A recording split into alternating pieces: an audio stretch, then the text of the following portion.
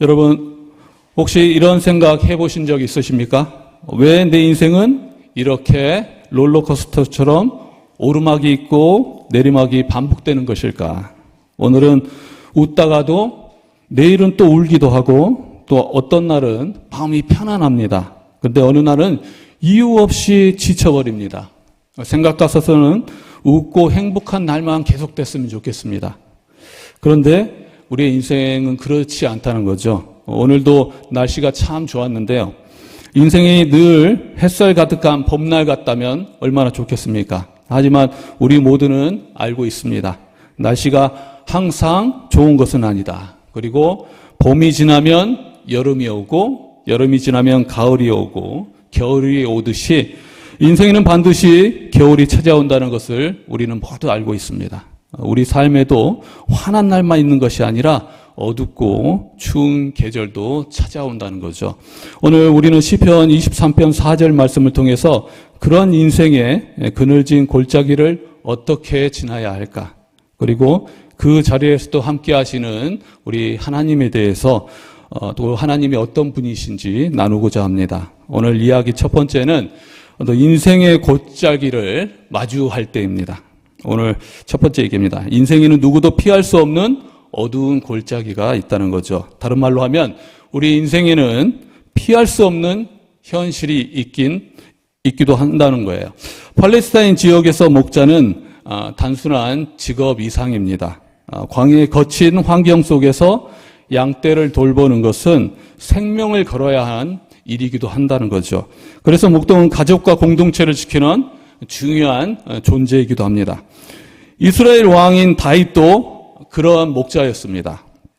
그는 어린 시절부터 양을 치며 외로운 들판에서 수많은 밤을 보냈습니다. 그러나 그 시간은 결코 그에게 헛되지 않았다는 거죠. 오늘 시에서도 알 수 있지만 그는 그곳에서 하나님을 깊이 만났고 끊임없이 하나님의 보호하심과 인도하심을 경험하였습니다. 여러분, 제가 직접 양을 기른 건 아니지만 양을 기르다 보면 계절의 변화가 참 깊숙이 영향을 미친다는 것을 알 수가 있습니다. 겨울과 봄에는 들판과 산자락에 풀이 잘 자라기 때문에 양들은 먹을 것이 많습니다. 이스라엘 기후에서 그런다는 거죠. 목자도 그리 멀리 가지 않아도 됩니다. 가까운 곳으로 양을 데리고 나가서 풀을 뜯게 하고 또 지켜주기만 하면 된다는 거죠. 그런데 여름이 되면 상황이 조금 다릅니다. 한국에서는 여름에 비가 많이 오기 때문에 풀이 잘 자라는 그런 날씨지만 이스라엘은 다릅니다. 그곳에는 11월부터 3월까지가 우기이고 또 여름에는 거의 비가 오지 않습니다. 그러니 7, 8월쯤 되면 평지의 풀밭이 모두 말라버리는 거예요. 그래서 양떼를 먹일 수가 없습니다. 양들이 더 이상 그곳에서는 먹을 것을 찾을 수가 없는 거예요. 그래서 목자는 어쩔 수 없이 더 높은 산지로 올라가야 합니다. 멀고도 험한 길을 지나야 하지만 그곳에는 그래도 조금 남아있는 푸른 풀이 있기 때문입니다. 마치 우리 옛 어르신들이 보릿고개라고 하죠. 그 보릿고개처럼 목자와 양에게도 또 쉽지 않은 계절이 찾아오는 것이죠. 하나님은 때때로 우리가 편안하게 머물던 자리에서 떠나게 하십니다. 익숙하고 안전했던 들판을 떠나서 낯설고 거친 산길로 우리를 이끄실 때도 있다는 거죠. 왜일까요? 그 길 끝에는 하나님이 미리 준비해 두신 더 푸르고 풍성한 풀밭이 있기 때문입니다. 우리가 지나가는 계절마다 또 하나님의 인도하심은 결코 멈추지 않는다는 것. 그때그때마다 인도하심이 있다는 거죠. 때론 불편하고 힘들어 보여도 또 하나님은 늘 우리를 앞서가시며 가장 좋은 길로 이끌어 주신다는 거예요. 목자의 삶도 마찬가지입니다. 단순히 양에게 먹을 것을 주고 지켜주는 것은 전부가 아닙니다.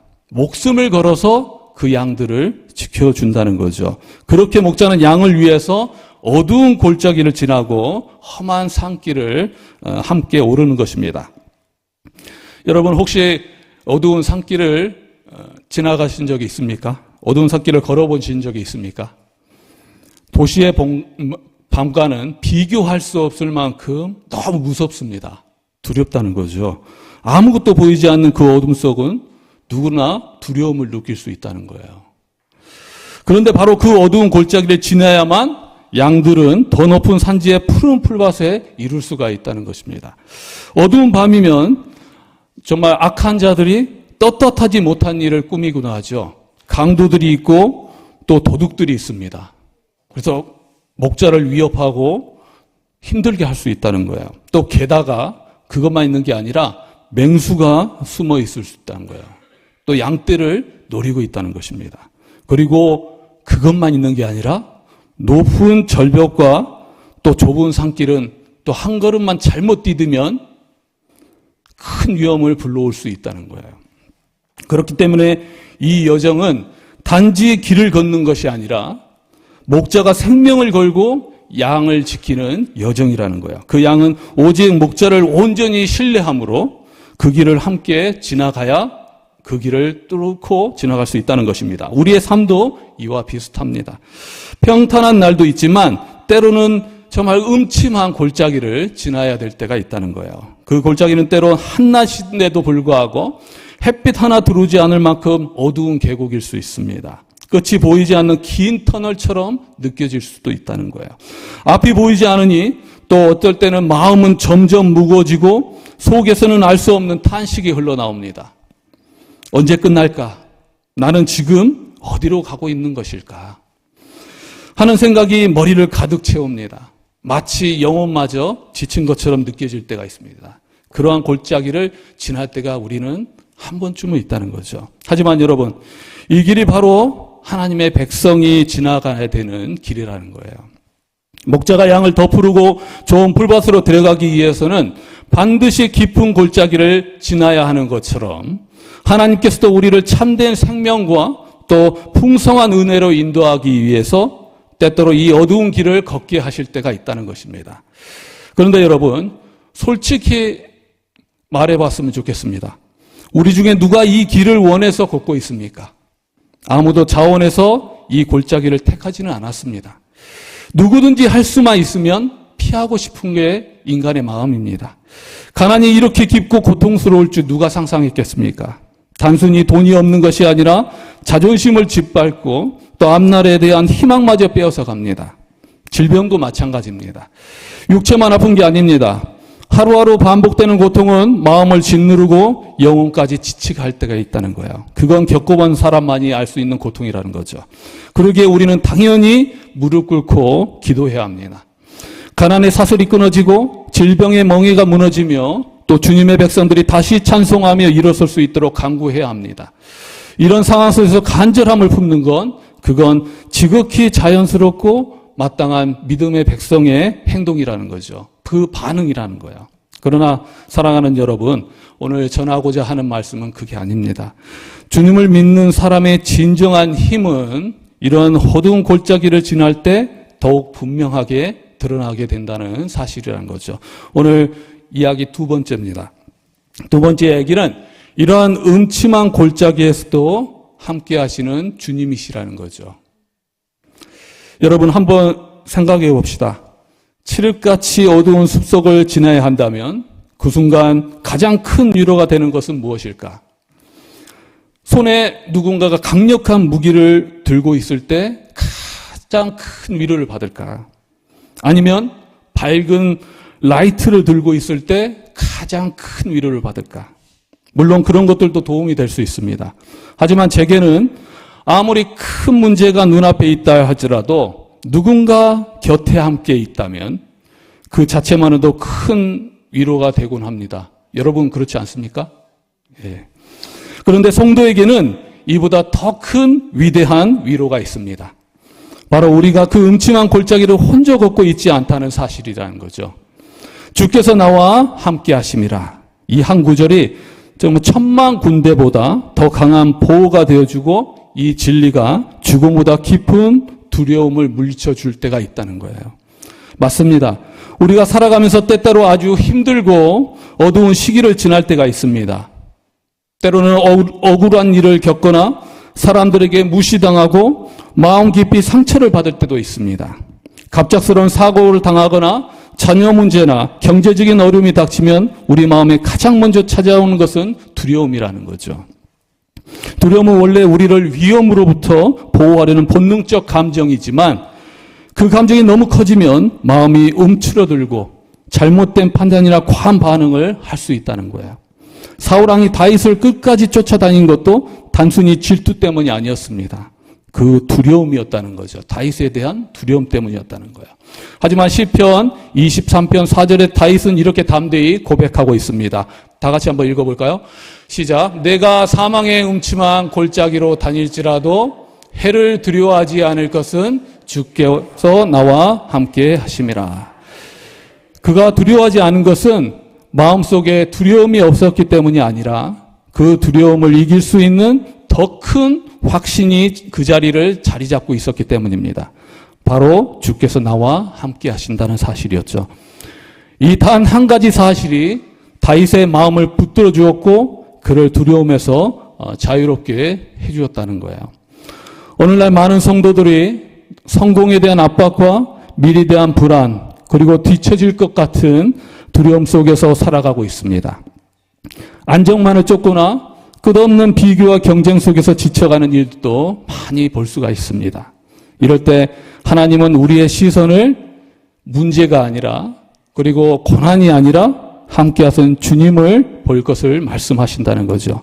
중요한 것은 어디에 있는지가 아니라 누구와 함께 하는지라는 거예요. 사망의 골짜기가 아니라 함께 하시는 주님을 바라봐야 된다는 거죠. 성령께서 우리의 마음을 채우실 때 문제보다 하나님이 더 크게 보입니다. 그러므로 진정한 믿음은 고난 속에서도 주님을 바라보는 눈을 잃지 않는 거예요. 주님을 크게 함으로 문제가 작아질 수 있다는 거예요. 다윗은 골리앗 앞에 설 때 누구보다도 성령에 충만한 사람이었습니다. 성령께서 하나님을 크게 느끼게 해주실 때 그에게 골리앗은 문제가 아니었다는 거죠. 시편 34편 3, 4절에서는 이렇게 말합니다. 다 같이 한번 읽어보겠습니다. 나와 함께 여호와를 광대하시다 하며 함께 그의 이름을 높이세. 내가 여호와께 간구하며 내게 응답하시고 내 모든 두려움에서 나를 건지셨도다. 다윗은 문제를 없애주라고 그렇게 간구하지 않았습니다. 여기서 다윗은 아비멜렉 앞에서 미친 척 해야 할 정도로 위기상이었습니다. 그러나 문제를 없애주십시오. 그렇게 말하지 않았다는 거예요. 그는 그때에 두려움의 대상을 없애주라고 간구하지 않고 하나님의 위대하심을 고백했다는 것입니다. 도리어 하나님을 광대하다 고백했다는 거예요. 그리고 그의 이름을 높였다는 것입니다.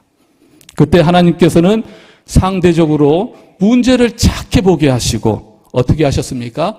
두려움을 사라지게 해주셨다네요. 내 모든 두려움에서 나를 건지셨다는 거예요.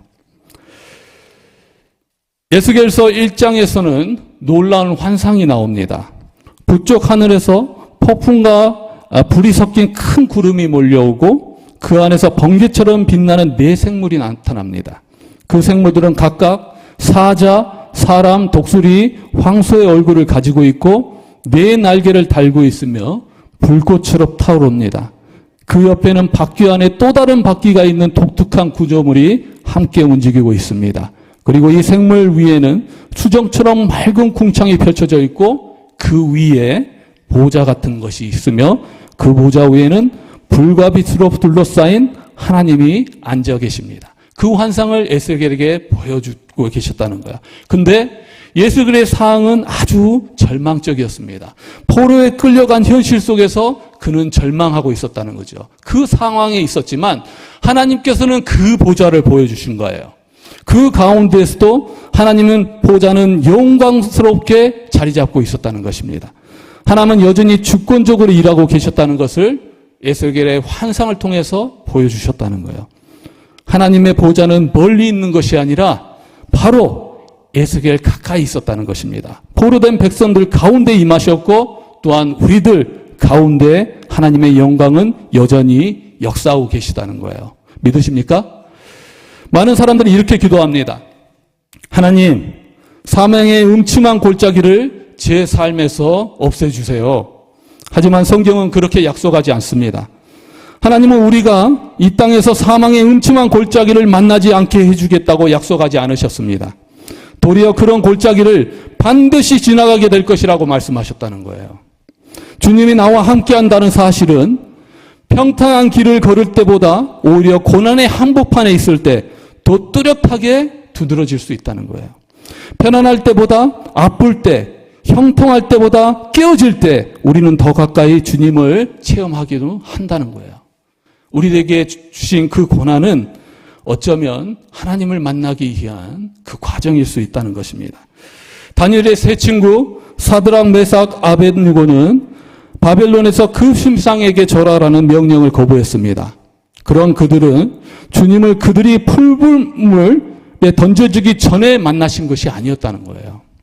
결국 그들은 뜨거운 풀무물에 던져지고 말았습니다. 하나님은 그 전에 건져주신 것이 아니라 그들이 풀무물에 던져지게 놔두셨다는 거예요. 그러나 그 불 속에서 우리는 알고 있습니다. 놀랍게도 한 사람이 같이 있었다는 것이에요. 주님은 풀무물 밖이 아니라 그 안에서 그들과 함께 하셨다는 사실입니다. 때로는 우리가 음침한 골짜기를 지나갈 수 있지만 하나님께서는 그 음침한 골짜기 밖에 계신 것이 아니라 우리와 함께 하시며 그 골짜기를 같이 가신다는 거예요. 그리고 그 세 친구들은 불 가운데 있었지만 가장 위험한 순간 주님과 함께 하심은 가장 분명히 드러나게 됐다는 거예요. 사랑하는 여러분, 고난은 우리의 믿음을 무너뜨리는 것이 아닙니다. 결코 무너뜨리는 것이 아니라는 거예요. 오히려 믿음을 더 자라게 하는 기회가 될 수 있다는 것입니다. 하나님은 우리의 길을 모르시는 분이 아닙니다. 그분은 우리의 길을 아시고 함께 걸으시며 인도하시는 분이시라는 거죠.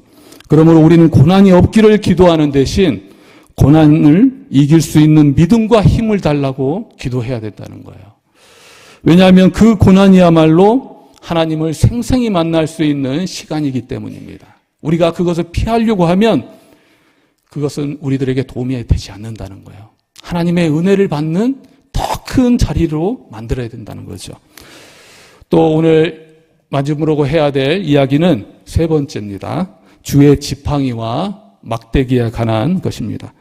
주의 인도와 보호는 고난 중에서도 더욱 선명하게 드러납니다. 곧 우리가 믿는 하나님께서는 그 가운데에서도 우리를 보호하시고 인도하시는 하나님이시라는 거죠. 시편 23편 4절을 보겠습니다.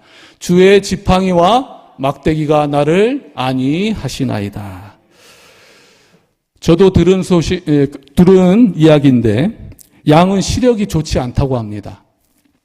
겨우 3m 앞만 볼 수 있기 때문에 먼 길을 미리 설명해 줄 필요가 없다고 해요. 3m라면 여기서 저기 소강대상 정도 될 겁니다. 그런데 양은 그 거리밖에 보지 못한다는 거예요. 우리도 마찬가지입니다. 위기의 순간이 닥치면 때로는 우리는 앞을 보지 못하고 쉽게 불안해하기도 하고 또 두려움이 밀려오면 마음에 조급해지기도 한다는 거죠. 바로 그때야말로 우리는 하나님을 붙들어야 될 때라는 거예요. 많은 경우 우리는 이 두려움에 휩싸였을 때 목자의 음성을 놓치기도 합니다. 그래서 자신의 생각대로 길을 선택할 때가 있다는 거예요. 근데 나중에 깨닫게 되죠. 결국 더 큰 어려움이 있게 된다는 것을 알게 된다는 거예요. 사랑하는 여러분, 우리는 멀리 보지 않아도 괜찮습니다. 우리는 그저 하나님이 말씀하신 대로 믿음을 따라 한 걸음 한 걸음만 걸어가면 된다는 거죠. 목자가 양을 인도할 때 항상 앞에서 차근차근 길을 안내하듯이 하나님께서도 우리의 삶을 한 걸음씩 인도하신다는 거예요. 특히 위기의 순간일수록 더 세밀하게 조금 앞에 장애물이 있구나. 봐봐, 이 앞에 웅덩이 있잖아. 저 웅덩이를 피하렴 하고 그렇게 설명해 줄 때가 있다는 거예요. 그래서 우리는 지팡이와 막대기로 우리를 보호하시고 인도하시다는 그 하나님의 말씀을 믿고 한 걸음, 바로 한 걸음에 있는 그것을 또 하나님의 인도하심으로 생각하고 나아가야 된다는 거예요. 때로는 우리가 잘못된 길로 갈 때도 있습니다. 그때는 믿어야 된다는 거예요. 하나님께서 지팡이도 부드럽게 툭툭 치면서 바른 길로 인도해 주신다는 것이죠. 바로 그 인도하심이 우리가 신뢰할 수 있는 참된 보호가 된다는 거예요. 또 목자에게 있어서 가장 중요한 것은 바로 양을 보호하는 것입니다. 다윗이 골리앗과 싸우러 나갈 때 그는 칼이나 창 같은 전쟁 무기를 들지 않았습니다. 그가 가지고 나간 것은 막대기하고 물맷돌을 가지고 나갔다는 거야. 근데 그것은 전쟁용이 아니었습니다. 그는 늘 자신이 돌보던 양을 지키기 위해서 사용하던 도구를 가지고 나갔다는 거예요. 곰이나 사자가 양을 덮칠 때 그는 막대기를 던지고 돌을 던져 자신의 양을 지켰던 그대로 가지고 나갔다는 거예요. 다윗은 목자의 심정으로 키가 3m 가까이 되는 골리앗 앞에 담대히 섰습니다. 그 마음에는 자신의 백성을 지키고 보호하시는 참된 목자 하나님의 믿음이 있었다는 거예요. 그것은 그가 목자로서 훈련이 있었고 또 하나님께서 그에게 많은 경험을 통해서 하나님께서 함께 하신다는 걸 알려주셨다는 거예요. 위대한 하나님께서 함께 하시기 때문에 그는 이 어려움을 이겨낼 수 있다는 확신을 가지고 있었다는 거예요. 그래서 담대하게 골리앗 앞에 설 수 있었다는 것입니다. 때로는 양은 풀을 뜯다 보면 자신의 위치를 잃어버릴 때가 있습니다. 어쩌면 이게 우리의 모습일 수 있다는 거예요. 그런데 양은 눈앞에 풀에만 집중하다 보면 자신이 얼마나 위험한 곳에 서 있는지도 모른 채 점점 낭떠러지로 끝까지 가게 될 때가 있다는 거예요. 그럴 때 목자는 막대기를 던져서 소리를 내게 합니다. 그러면 양을 다시 돌아온다는 거예요. 그런데 하나님께서는 이 막대기와 지팡이를 통해서 우리를 이렇게 보호하시고 더 인도하고 계시다는 거죠. 우리가 인생의 낭떠러지 가까이 가고 있을 때 하나님은 때로는 이 막대기를 던져주신다는 거예요. 우리는 그것을 믿어야 합니다. 그리고 때로는 삶의 충격이 있을 수도 있지만 예상치 못한 멈춤이 있을 수도 있지만 그 가운데에서 하나님은 우리를 지켜주고 있다는 사실입니다. 주님께서는 이렇게 말씀하셨습니다. 요한복음 14장 18절에서 내가 너희를 거와 같이 버려두지 아니하고 너희에게로 오리라. 사랑하는 여러분, 우리는 결코 하나님으로부터 외면당하는 사람들이 아닙니다. 버림받은 사람들이 아니라는 거예요. 우리가 우리의 위치를 모른다 할지라도 하나님께서는 그 가운데에서 우리를 보호해 주시고 지켜주시고 항상 인도하고 계시다는 거예요. 그것은 참된 목자 되신 선한 하나님께서 우리와 함께 하시기 때문이라는 거죠. 다윗은 사울 왕으로 인해서 수많은 죽음의 위기를 겪었습니다. 그때마다 하나님께서 다윗에게 주신 막대기는 그를 올바른 길로 이끄는 도구가 되었다는 거죠. 한 번은 사울이 군사 3,000명을 동원해서 다윗을 완전히 포위한 적이 있었습니다. 인생에 있어서 정말 음침한 골짜기가 그를 덮치고 있었다는 거죠. 그런데 하나님께서는 그때 막대기를 던져주셨다는 거예요. 블레셋이 국경을 넘어서 쳐들어오게 해주셨다는 거예요. 그를 통해서 사울은 어쩔 수 없이 다윗을 뒤로 한 채 군대를 돌려야만 했습니다. 하나님께서는 우리의 상황에서 그렇게 보호를 해주시는 하나님이시라는 거예요. 그런데 설령 그분이 그렇게 역사하지 않는다 할지라도 하나님께서는 우리에게 주시는 있다는 것입니다. 바로 우리에게 음침한 골짜기에서 그것들을 이겨낼 수 있는 위로와 평안을 주시는 분이 우리의 하나님이시라는 거죠. 주님은 우리의 형편을 누구보다 깊이 아시고 계시는 분이고 우리가 항상 기쁠 때 함께 웃고 또 우리가 눈물 흘릴 때 우리 곁에서 함께 울어주시는 분이시라는 거예요. 사랑하는 여러분, 말씀을 정리하고자 합니다. 오늘도 지금 인생의 어두운 골짜기를 지나고 계시는 분이 있습니까? 고난의 깊이가 너무 깊어서 더 이상 발을 내디딜 힘조차 없는 분이 계십니까? 그렇다면 사망의 음침한 골짜기 한가운데서도 결코 홀로 걷지 않게 하시는 분이 계십니다. 우리 주 예수 그리스도라는 거죠. 그분을 바라봐야 된다는 거예요. 주님은 여러분이 지금 마주한 그 골짜기를 먼저 지나신 분이십니다. 여러분보다 먼저 그 고통을 겪으셨고 여러분보다 먼저 그 어둠 속을 걸으셨습니다. 겟세마네에서 땀이 피가 되도록 기도하셨고 골고다에서 온몸이 찢기시며 사랑을 외치셨습니다. 그분은 멀리 계신 분이 아니고 바로 지금 그 고난 한복판에 계시는 분이시라는 거예요. 우리의 고난 한복판에 함께 하시는 분이시라는 것입니다. 그 절망의 길목에서 그 침묵의 터널 속에서 우리들과 함께 하시는 분이시라는 거예요. 좀 있으면 찬양을 같이 할 텐데요. 그 찬양 선한 능력이라는 찬양인데 2차 세계대전 광풍 속에서 또 히틀러의 독재에 맞서서 진리를 외치다 감옥에 갇힌 한 목사가 있었습니다. 뒤트리 본헤퍼라는 목사인데 감옥 안에서 선한 능력이라는 시를 남겼습니다.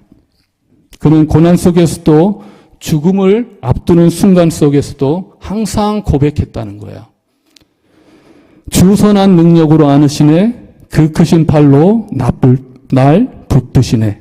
항상 함께 하시는 하나님을 바라보았다는 거예요. 그리고 그 고통을 이겨낼 수 있었습니다. 그는 실제로 사막의 골짜기를 지나면서도 두려움이 아니라 평안과 소망을 선택했다는 것입니다. 선택했다는 거예요. 우리는 무엇을 선택하시겠습니까? 여러분에게 있어서 음침한 골짜기에 함몰되는 그러한 선택을 하시겠습니까? 아니면 주님의 주신 정말 전능하신 하나님께서 주신 평안과 소망을 선택하시겠습니까? 본헤퍼에게는 이 능력은 감옥이라는 철창 너머에서 정말 자유를 주었습니다. 두려움 속에서도 평안을 주는 하나님의 임재를 느끼는 시간이었다는 거예요. 그는 이 능력을 통해서 죽음 앞에서도 노래할 수 있었다는 거예요. 고난 속에서도 하나님의 계심을 신뢰할 수 있었습니다. 사랑하는 성도 여러분, 오늘 이 자리를 떠나시면서 잊지 않았으면 좋겠습니다. 어둠보다 더 크신 주님의 그 능력이 여러분과 함께 하십니다. 골짜기보다 더 깊은 사랑이 여러분과 함께 하신다는 사실이에요. 그리고 언젠가 우리는 이 골짜기를 지나게 될지도 모릅니다. 그런데 우리는 고백할 수 있다는 거예요. 선한 능력이 함께 하신다. 주님의 선한 능력에 붙들려서 정말 그 걸음 끝에 푸른 풀밭을 그리고 우리에겐 소망이 있습니다. 영원한 생명이라는 소망이 있어요. 그리고 주의 얼굴을 기다리는 저와 여러분 되시기를 주님의 이름으로 축원합니다.